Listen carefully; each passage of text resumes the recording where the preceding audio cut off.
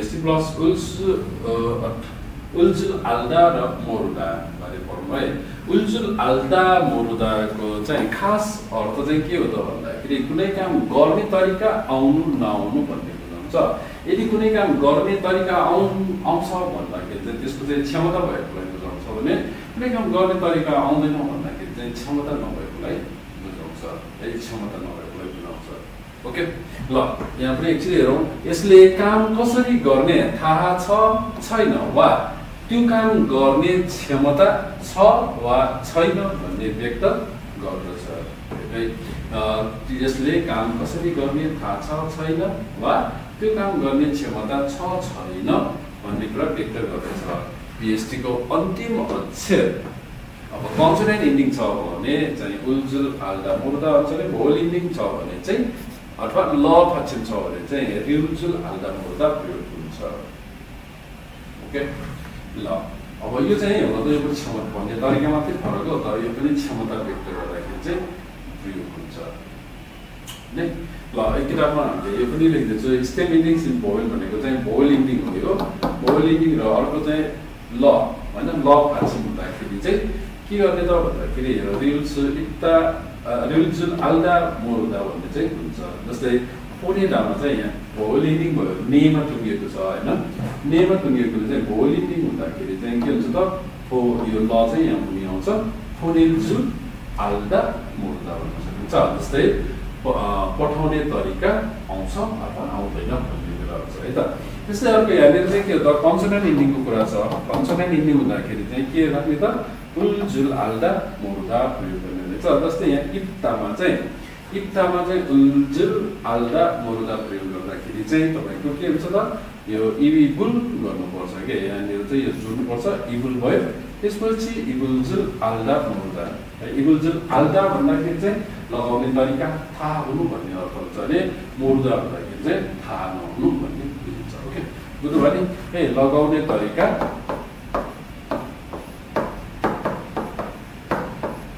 लगाउन आउँछ भन्छ नि हामीलाई पनि होइन। लगाउन आउँछ भने त्यही हो कि खास चाहिँ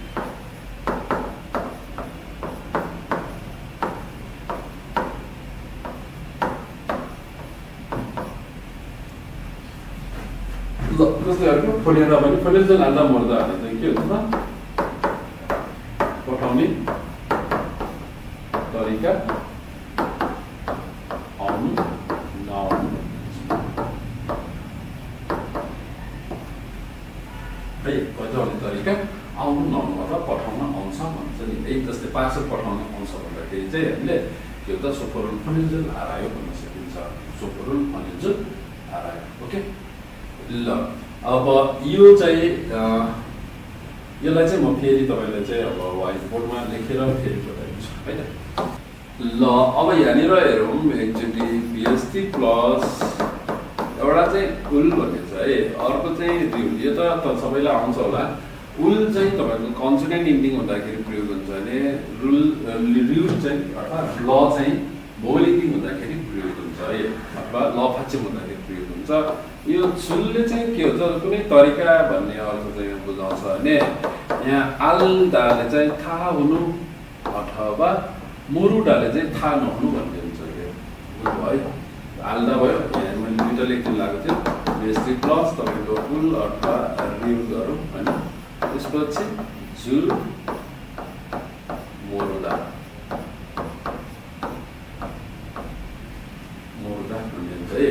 PST प्लस उल जुल आल्दा र अर्को चाहिँ PST प्लस उल अथवा रिउजुल मोरुदा हुन्छ। अब यसको अर्थ चाहिँ तपाईँको के हुन्छ कुनै काम गर्न आउनु भन्ने हुन्छ है।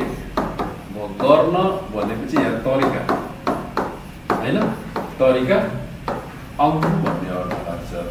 आउनु भन्छ नि। अर्को चाहिँ मोरुदा भनेको चाहिँ यहाँ गर्न तरिका नआउनु। अब यहाँनिर के हुन्छ त कुनै काम गर्ने तरिका आउँछ भने मतलब गर्न जान्छ भन्ने अर्थ जस्तो हुन्छ। यो चाहिँ क्षमता भएको बुझाउँछ है। क्षमता भएको कुरा बुझाउँछ भने अब यहाँ उल्जुल मोरुदा भन्दाखेरि चाहिँ के हो त क्षमता नभएकोलाई बुझाउँछ। बुझ्नुभयो नि। क्षमता नभएकोलाई बुझाउँछ है त। ल अब यसको अब एक्जाम्पलमा जाउँ एकचोटि। यी स्मार्टफोन भन्नु ल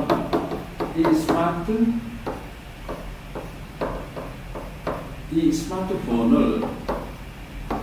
सुधाबाट सृजन आरायो भन्न सकिन्छ हैन यो चाहिँ एउटा चाहिँ सरी यो चाहिँ के हुन्छ त भन्दाखेरि यो क्वेशन गर्ने बेला पनि प्रयोग गर्न सकिन्छ है यी स्मार्टफोन सृजन आरायो भनेको यो स्मार्टफोन प्रयोग गर्ने तरिका आउँछ भनेको यो स्मार्टफोन प्रयोग गर्ने तरिका आउँछ है प्रयोग गर्ने तरिका आउँछ यो स्मार्टफोन प्रयोग गर्ने तरिका आउँछ ने अब यदि प्रयोग गर्ने तरिका आउँछ भन्दाखेरि ने छेगा सुजुल आरायो अथवा आम्निदा भन्नु पनि सकिन्छ ओके ल त्यस्तै अर्को चाहिँ कहिलेकाहीँ चाहिँ अब कम्पनीमा गयो भने पनि अब साउजी अथवा म्यानेजरहरू चाहिँ के हुन्छ भन्दाखेरि ल यी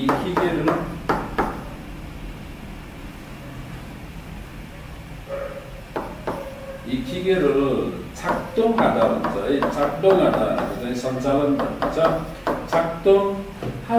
छाक्टोङ आधाबाट छाक्टोङ हालचुल गर्छ है जुललाई चाहिँ हालचुल आयो है यी खिगेरहरू छाक्टोङ हालचुल आयो भन्दाखेरि आफूले पनि भन्न सकिन्छ अथवा आम्निदा आल्दाको चाहिँ हामीले यदि फर्मलमा प्रयोग गर्ने हो भने चाहिँ आम्निदा भनेको चाहिँ यी खिगेरहरू चाहिँ छाक्टोङ हालचुल आम्निदा भनेको चाहिँ यो मेसिन चाहिँ चलाउने तरिका आउँछ अथवा चलाउन आउँछ भन्ने हुन्छ क्या यो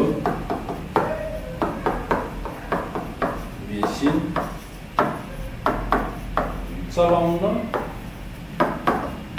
आउँछ अथवा चलाउने तरिका थाहा छ भन्नुपर्छ कि यहाँ चलाउने तरिका थाहा छ है नेपालमा मिलाएर भन्दाखेरि चलाउन आउँछ हुन्छ नत्र चाहिँ तपाईँले के गर्नुपर्छ त भन्दाखेरि चलाउन तरिका थाहा छ भन्ने अर्थ हुन्छ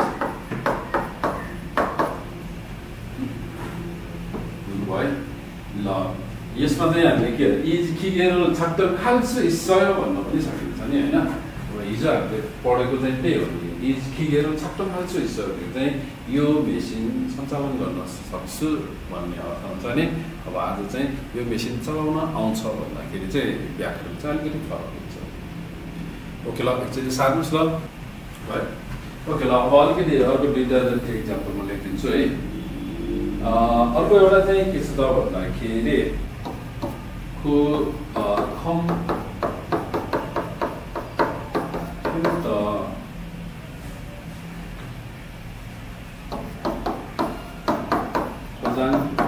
खोजाङनादाबाट चाहिँ खोजाङनान्दे खोजाङनादाबाट खोजाङनान्दे खोचिल आयो चाहिँ खोचिलाबाट चाहिँ खोचिल सुल आयो गर्न सकिन्छ ल यी कम्प्युटर खोजाङनान्दे भनेको चाहिँ खोजाङनादा भनेको बिग्राउनुबाट चाहिँ खोजाङनान्दे भनेको बिग्रियो बिग्रियो खोचिल आयो भन्दाखेरि चाहिँ के हुन्छ त बनाउने तरिका आउँछ भन्ने हुन्छ बनाउने तरिका आउँछ र बनाउन आउँछ है त्यो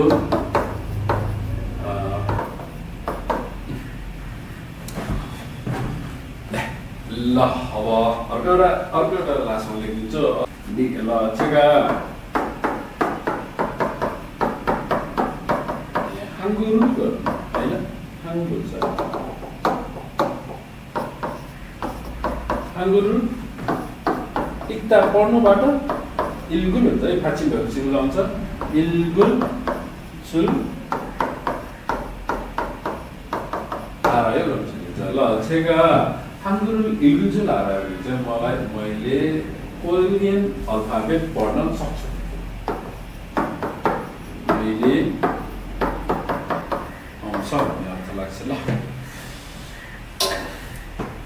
सार्नु होला ओके भाइ ल अब आज चाहिँ म यही एउटा मात्रै व्याकरण सिकाउनलाई चाहिँ अब ढिलै भए पनि लाइक भएको बुझ्नुभयो होला है। यो चाहिँ खास चाहिँ के हो त, कुनै काम गर्न सक्छु सक्दैन भने जस्तै हो यो पनि है। VST प्लस 할수 있다 없다 전천히 제가 자전거를 운전할 수 있어요 अथवा 자전거를 탈 수 있어요 भन्न सकिन्छ नि।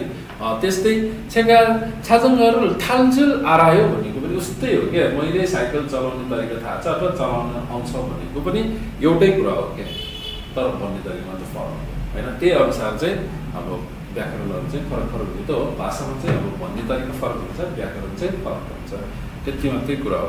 ल जे होस् यसले पनि क्षमता बुझाउने हुन्छ। ओके।